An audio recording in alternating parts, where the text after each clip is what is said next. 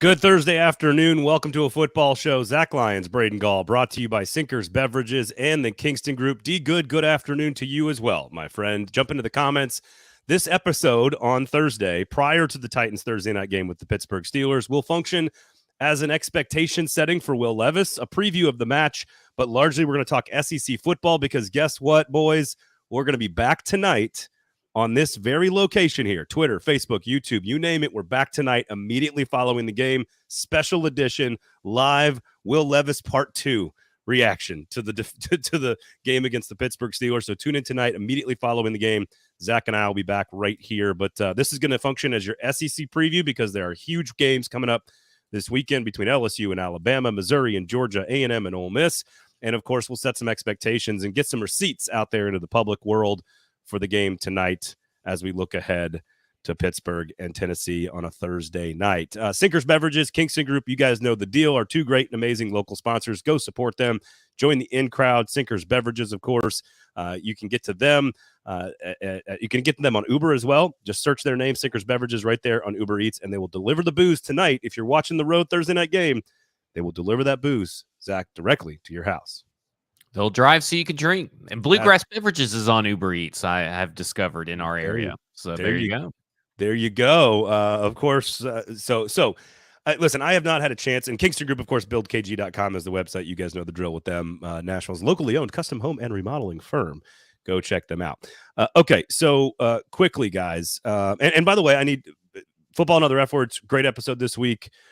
Mike Herndon and you did an excellent job. Special thanks to Easton Freeze for filling in on Monday after my plane debacle. You and Easton had a great conversation. You on those two shows alone, along with Stack in the Inbox, have covered the wet dream that was Will Levis's debut on Sunday. I have not had a chance to really talk about it, so I've got one quick thing I want to add here. But largely, we're going to take a look at how we should set expectations for the Pittsburgh game and then look at some SEC football. And again, check out the episode tonight. Whenever you're listening to this, after the Titans game, we'll have a full live reaction that will function as like our full episode for Thursday. We're just going to do it like it, maybe a little less sober, a little darker, and a little later in the evening. That's all. So that's all we're going to do. Yeah. So it's going to be a lot of fun. It's a reaction show. I don't think you have to explain the how a reaction show works. Okay. I appreciate that, you smart ass motherfucker. Okay. So I like you guys covered so much that it's hard for me to add to anything that you and Mike said or that you and Easton said. Well, I mean, pretty much, it's Thursday and every fucking show has talked about Will Levis. It's the most I've seen the Tennessee Titans ever talked about is because of Will Levis. I'll just go back to sort of what we said together on Thursday of last week when we talked about sort of like here are the levels with which you can evaluate the quarterback. Fill up bucket one, which was about managing the game, feeling comfortable in the huddle, getting the team to the line of scrimmage, no pre-snap penalties, that kind of stuff. I think we can put two giant check marks next to that. Bucket two was about seeing the defense, making the right reads, getting the team to the right play, quick release, 2.76 seconds. I think we can put a couple big check marks next to that one. Nobody, you or I, neither of us expected bucket three to be also filled up with massive efficiency, big yards per attempt numbers, big plays down the field, X plays, production. And I think one of the things that no one is really talking about is like critical big throws in critical periods of time of the game. That's like, this was a win. Like everyone's so obsessed with the arm talent and the perfection and the touchdowns and like all this. We're so obsessed with watching him play that like with a minute to go in the third quarter, they're up by 5 and he throws a 60-yard touchdown pass. Like that was a critical. It wasn't just the throws. It was when they happened, and it led to a victory in the fourth quarter that was relatively easy for the Tennessee Titans at home. So I got a little nervous because I was afraid the old Tennessee Titans defense was going to show up for whatever reason. But props to them for holding it down as well. Yeah, Ed, what size jacket do you think Levis wears, making sure it fits for Canton? That's a little early. It's a little early for that. The O-line. Super Bowl. Tank is off. No more tanking. Okay. All right. Tank is off. The last bucket, which we did not talk about, is sort of like the PhD of the quarterback position, which is sort of like the mastery of the nuances that I think that I didn't even include in what I was expecting to evaluate from him. And I think what's hilarious is like that includes things like throwing the ball at a running back's feet when their screen pass is clearly not going to work, or teardropping it over a linebacker to get to your running back in the flats, or throwing outside of the hash, opposite field with effortless ease and being hit. Like the little nuances, the PhD of the position, I thought he displayed. And I don't think anyone expects him to repeat what he did on Sunday. But I do think, and I'm going to quote Herndon on this to some degree, because it's the thing I thought the entire time watching the game twice, which is he's not going to repeat that. I don't think it's fair to expect him to repeat that over and over again. And it's something that everybody has talked about ad nauseum all week. But I think ultimately what matters is that he has shown you what the ceiling could be as a player in the NFL. That even if that's the best he can be, that's the best he's ever going to play. And technically, that's not even his high ceiling, right? Because, I mean, if you really think about the dropped passes, you get a couple of you build around him, ceiling could go up a little bit higher. Elliot, speak for yourself, Braden. If he doesn't repeat that performance, he's dead to me. That is the way fans work in the NFL. But the point is, let's just say hypothetically, the way he played was about the ceiling of what he could be. He's already shown us that he can accomplish that. To me, that makes, and this is where I'm quoting Mike, and it's what I want to say about the Steelers game tonight. It makes his development the number one most important priority for the entire organization, because you're not going to see that ceiling every week. Not even Hall of Famers show you that ceiling every week. He's not going to, I guarantee you it's not going to happen against the Steelers. The Steelers pass rush is absolutely legit, better than the Falcons. The offensive line's got Andre Dillard back in the lineup. So I guarantee you that the NFL learns this is a short week. You're on the road where the Titans have been terrible this year.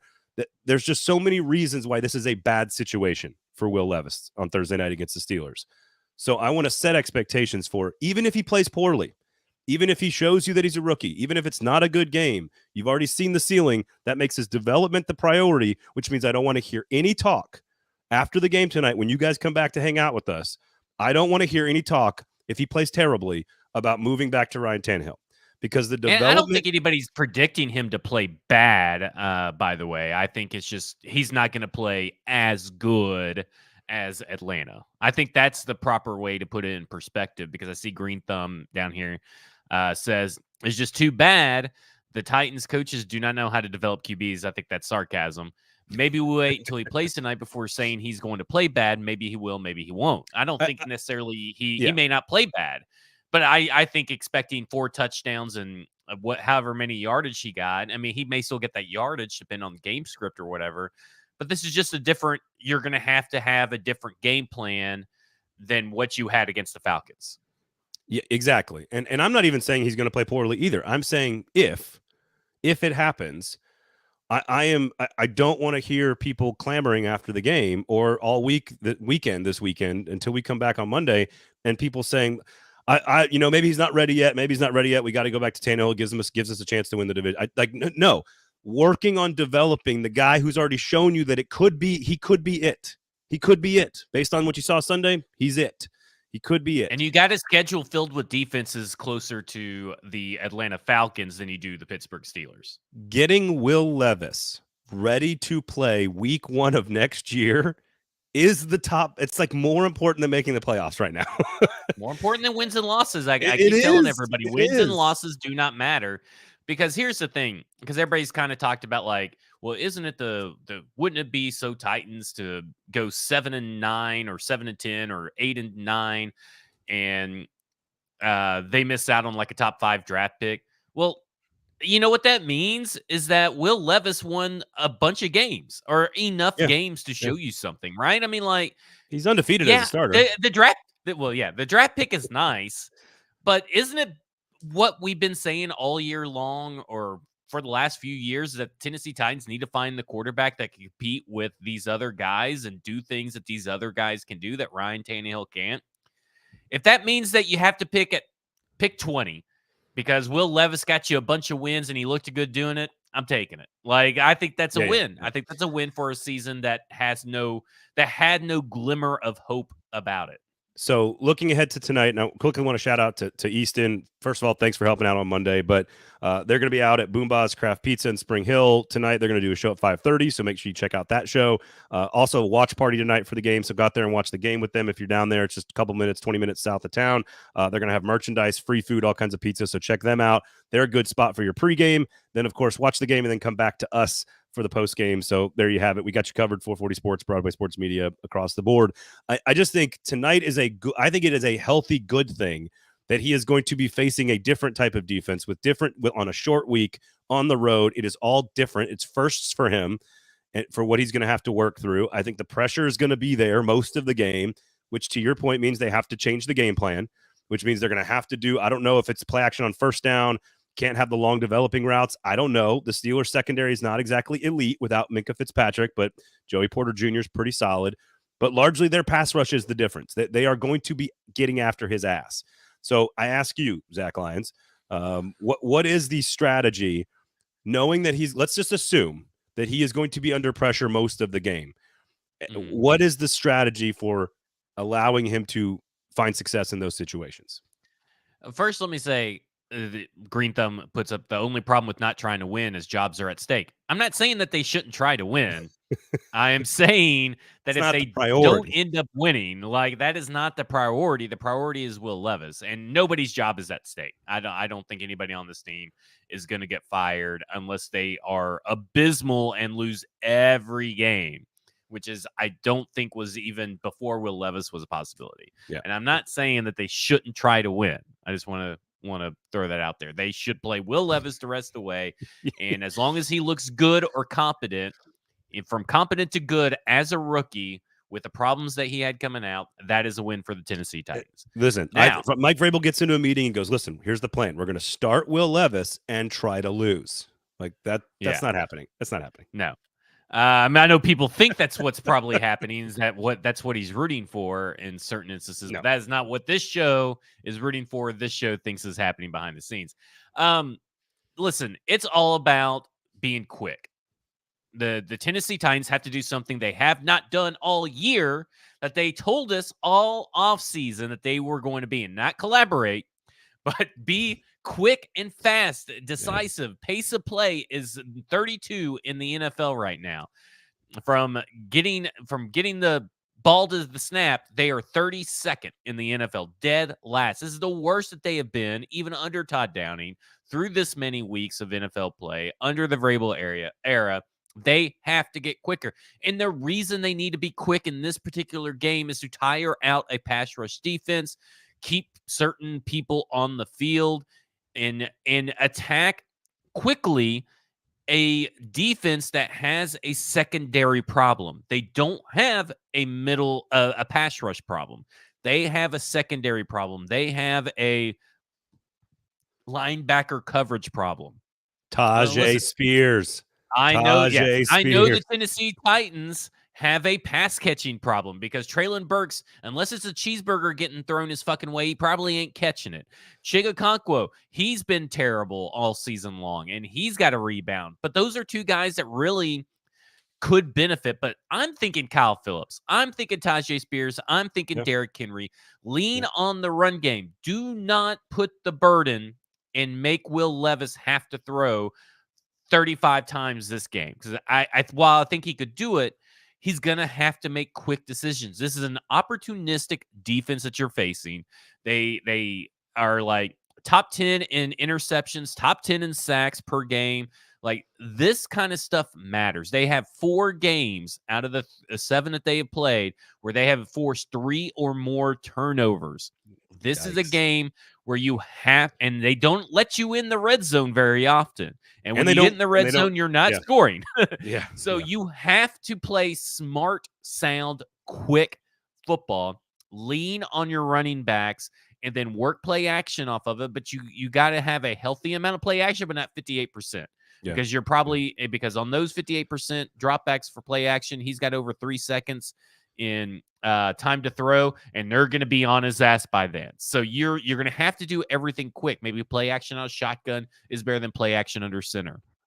You have to lean on Derrick Henry. You have to lean on Tajay Spears.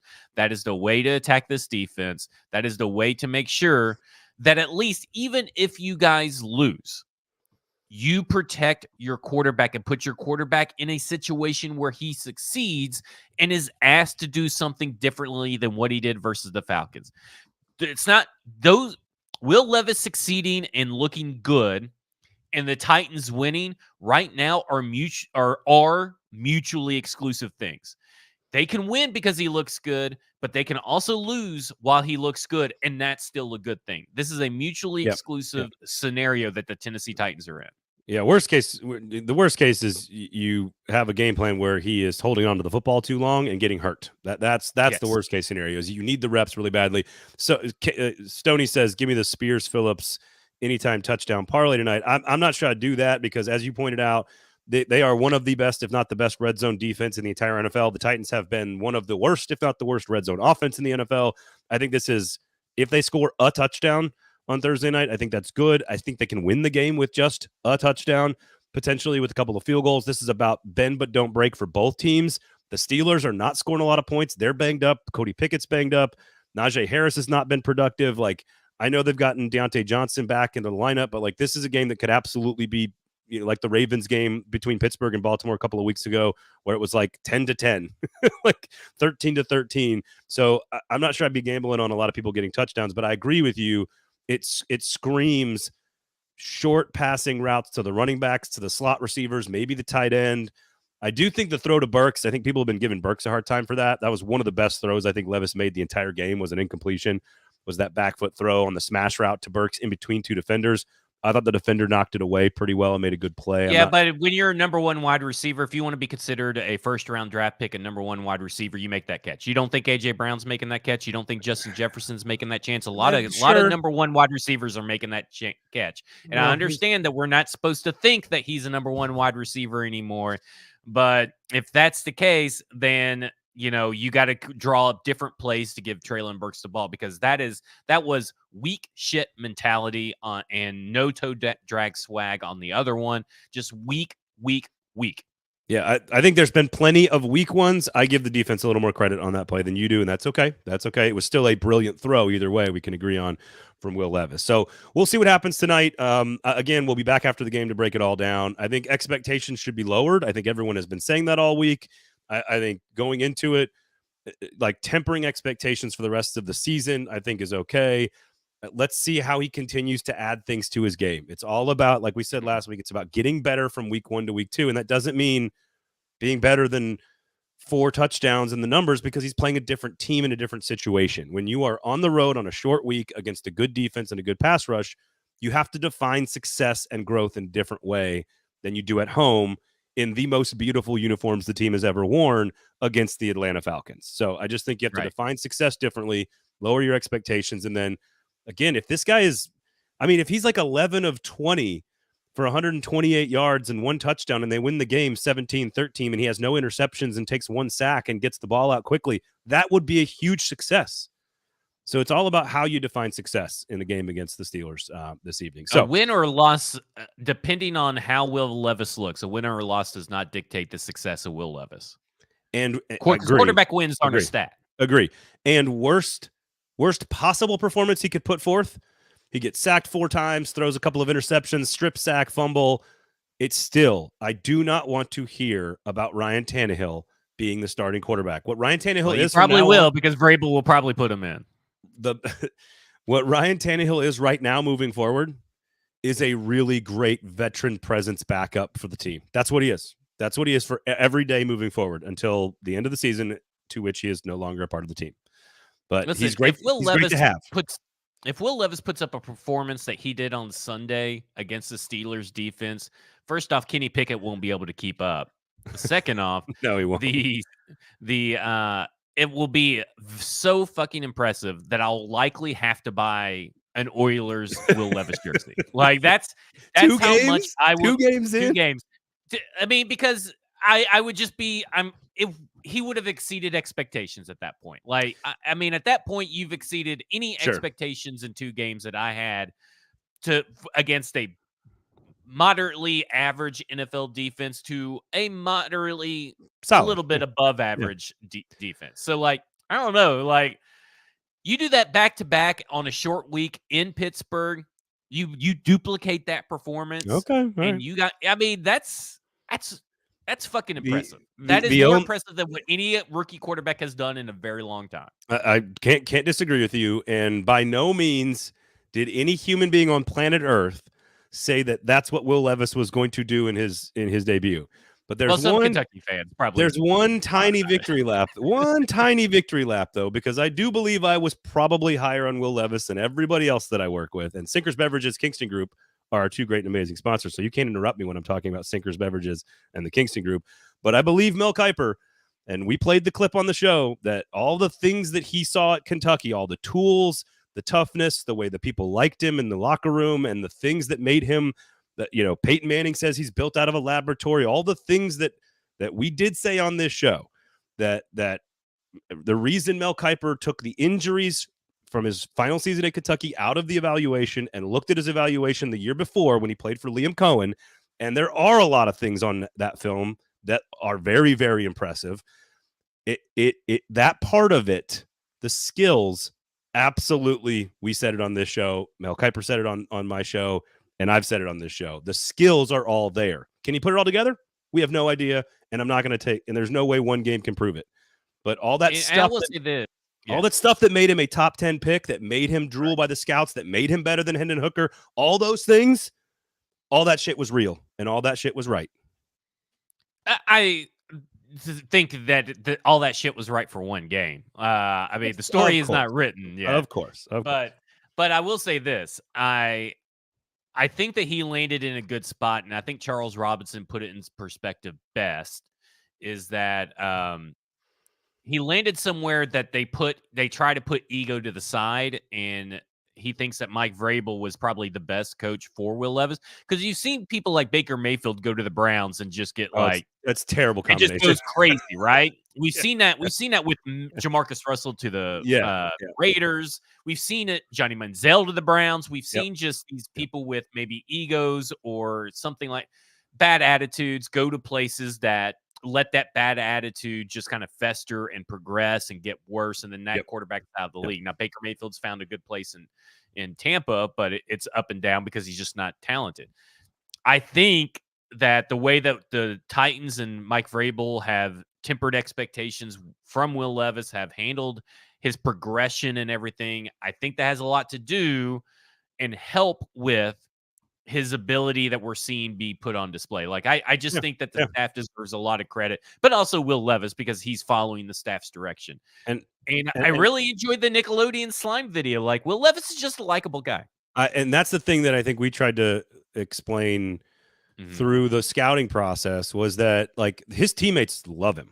Like, his teammates at Kentucky loved him. And there may have been plenty of flaws, the inaccuracies, and all the things that we pointed out during the evaluation process. But, like, humble, this is a guy who got, like, his master's degree. Like, this is a guy who works hard. Like, this is, like, likable by his team, willing to laugh at stuff. Like, the things that made him, quote unquote, unlikable from Tennessee fans, which was like an injured game where he played terribly in Neyland Stadium, and like putting mayo in his coffee, was stuff that it wasn't real, right? Like, it wasn't the real version of him. And it's so the environment that a rookie quarterback lands in, we've talked about it all the time, is so important. And we talked about it when Will Levis was drafted, and we found more information from the Joe Rexrode columns and other clips about Will Levis. We found out that, like, and I said on the show, he's not going to fail because of his personality, his leadership, his work ethic, anything, football IQ, anything like that. He's going to fail because they can't correct, and he can't correct the inaccuracies, the stuff that he put on tape.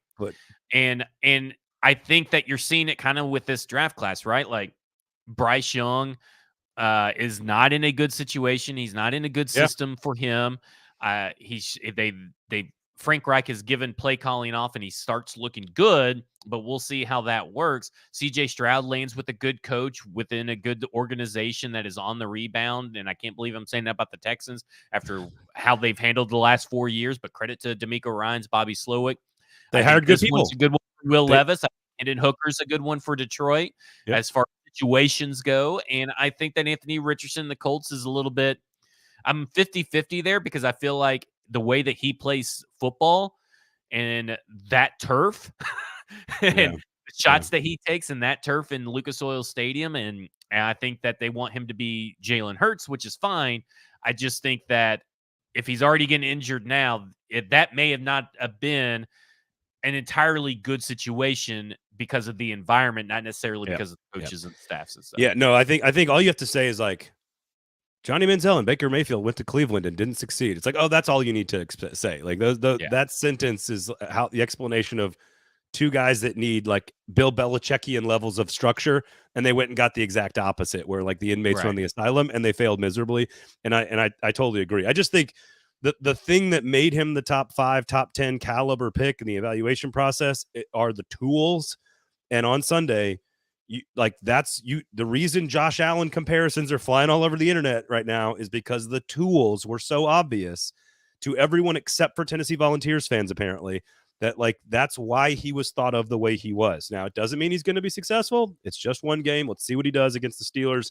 He's going to have to handle pressure. He's going to have to handle different things, and that's called growing as a quarterback and developing, which right now is the Tennessee Titans franchise #1 priority, in my opinion. No more talk of Ryan Tannehill, I hope. We'll be back tonight to break it all down. But let's talk some SEC football, brought to you by Sinkers Beverages and the Kingston Group here. We're going to have a shorter edition today because we're back tonight. And then, of course, this will be your SEC preview here, so you can make sure you stick through and hang out with the SEC. Because, by the way, there's a huge weekend. There's an SEC East Division Championship, SEC West Division Championship. LSU-Bama is the starting point here. I don't see how LSU stops Alabama, Zach. And as a Bama fan, I don't know how you're feeling about this game, but Jayden Daniels either wins the Heisman Trophy on Saturday against Alabama and they win and they go to Atlanta, or everything I've seen so far from both of these two teams is going to happen again. And it's Alabama's defense. It's Jalen Milroe going down the field. It's LSU not being able to cover anybody. It's second half adjustments from Nick Saban. Like, if it all happens the way we've seen it all season, Alabama wins the game, unless the LSU quarterback does the Heisman thing, which I guess is possible. It's possible. Kool-Aid McKinstry versus Malik Neighbors is what I'm looking at. That is an NFL caliber matchup that you will likely see in the NFL unless they get drafted to the same team or something. But that is an NFL level matchup. It's like Darrelle Revis versus Randy Moss, right? Like, to me, that's like, this is one of the premier cornerbacks versus wide receiver matchups that you're going to get anywhere in college football today. And the other one's not bad either. Arnold versus Thomas. Yeah. Like, that's another great matchup right there. So this is going to tell you a lot about both prospects, in my opinion, and that's kind of what I'm looking for as well, is in this game, not only am I looking for an Alabama win, I think it's going to be like 35-28. I mean, I know that sounds really high, and I think it's going to be Alabama. I don't think that you can totally stop and snuff out the LSU offense. I think what they do and how even Jayden Daniels can all of a sudden just start going off on rushing yards and all that kind of stuff. And Malik Neighbors, like I said, he just fucking gets open. Like, he's just all of a sudden down the field and he's open. There's an easy throw. So those are going to happen. It's really all about everything that went wrong in the UT game last year. Everything that went wrong for Alabama last year, letting Jalen Hyatt go, penalties, sloppy play, all of that stuff has to be different this year. You have to be buttoned up against this LSU offense. You have to be able to slow them down, stop them, get critical stops, and you can win. You can go toe-to-toe as long as your defense is in the right headspace, and I think it will be. I think this is going to be a pivotal matchup, because I'm looking at this top 4 college football playoffs, and I'm thinking, man, if Alabama puts up a good showing against LSU, I think there's a chance that they could beat Georgia, but I also think there's a chance that they could get in that college football playoffs. Like, my expectations would rise a little bit. I get more hype every week. But this one's a big one. Bama's getting better, and Jalen Milroe has been very, very good at going down the field, and LSU has refused to cover anyone down the field. The other problem is 3 of the top 4 corners are out for LSU, and every single week there's a lot of reasons to criticize Tommy Rees, the Alabama offensive coordinator. A lot of reasons. but he has done every single big game. He has schemed deep shots open to big time players, and whether it's Bond or Burton or whoever, they have schemed big shots down the field open all season long. The one thing they need to add, and this is going to tie into what Stoney says about Devin Leary and Liam Cohen and Will Levis and the Missouri-Georgia game. So I'll bring it all together here. Quarterback designed runs. LSU, Jayden Daniels gets 10, 11 carries a game. Some of that's improv. Some of that's off script. Some of it's designed at the right time. Brady Cook for Missouri has to be involved with some design runs against Georgia. He's a better athlete than you think if they want to beat Georgia. Tommy Rees, dude, designed runs with Jalen Milroe. He is too good, too fast, too athletic to put that on the shelf. He's already good down the field. He hasn't been great in the intermediate. He's good off script. Design run plays. LSU can't stop anybody. Perkins and Smith are good in the front seven. They're going to pressure him because Alabama doesn't stop the pass rush very well. So they're going to be on him. Design run plays. I would say the same thing about Will Levis against the Steelers. Maybe a couple of design, not too many because it's pro football, but designed run plays with Will Levis at the right times to slow down the pass rush. Not a bad idea. And to go to Stoney's point, that Liam, because I think he's wrong about this. He says, given what Devin Leary is doing with Liam Cohen, I wonder if it's fair to ask if Levis did more to elevate Cohen's system than simply being a byproduct of it. Liam Cohen against Georgia in the game that Kentucky and Georgia played this year, schemed dudes open the entire first half. Devin Leary could not hit them. He could not make the throw. Will Levis 2 years ago did a pretty good job of making those throws for most of the season. I think Cohen's system is really good. I think Levis was really good in that system, and I think last year was terrible. I think if Missouri is watching that tape of Liam Cohen's offense against Georgia this weekend, it is take shots down the field with Luther Burden and Brady Cook, run the football. It's the same game plan for Alabama and Missouri. Like, one's at home, one's the favorite, one has the better defense. I get all of that, but deep shots for Brady Cook, deep shots for Jalen Milroe, run the quarterback with Brady Cook and Jalen Milroe, and then let your defense, hopefully in Alabama's case, get some stops. And in Missouri's case, I don't know if you can. You want to go upset so bad, don't you? I want to so bad. They're gonna be in the game in the third quarter, and it's gonna feel like like people are gonna be on Twitter all through the first half going like, watch out for Missouri. Missouri, look what Missouri's doing. Because Missouri's worthy of being in this game. Yeah. But what happens? I have a problem with closing. But what happens in these moments when you are playing two-time defending champs that have 5 stars everywhere is you just get worn down. And every single time Georgia has been challenged, Carson Beck has delivered. And I think Carson Beck delivers 2 big drives in the fourth quarter, and Georgia just sort of like outlasts them. And in the fourth quarter, they kind of put him to sleep. Like, it's like the last 3 rounds of a heavyweight fight where, like, you kind of feel like the underdog is there. He's there. And then in the last 3 rounds, the heavyweight superstar double-time champion of the world just kind of throws a few haymakers and wins on points, and all of a sudden he's a champion again. So I don't think they win.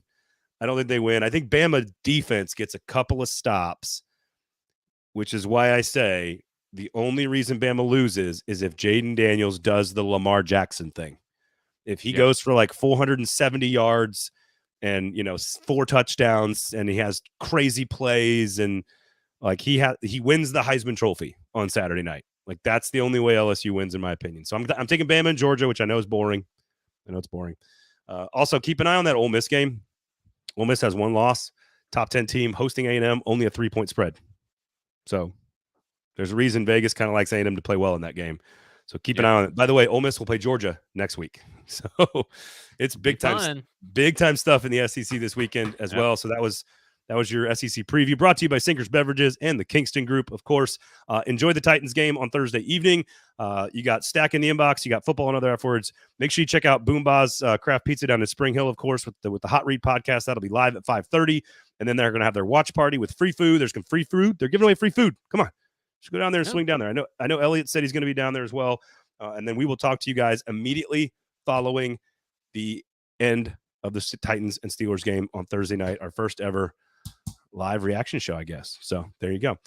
For Zach, I am Braden. Thanks for listening. Thanks for jumping into the comments. We do appreciate you guys. Rate, review, subscribe.